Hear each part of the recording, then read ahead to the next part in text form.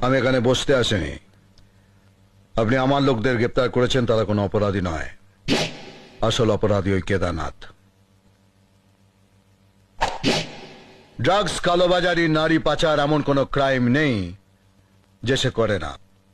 আপনারা তাকে ছুতে পারেন না কারণ ওর বন্ধুত্ব আছে কিছু নেতা বা মন্ত্রীদের সাথে, তাই না? স্পর্শ করলেই চাকরি চলে যাবে। আমার ছেলেরা কেদারনাথের অন্যায়ের প্রতিবাদ করছে। এই নিন, যাবেন, ছেড়ে দিন।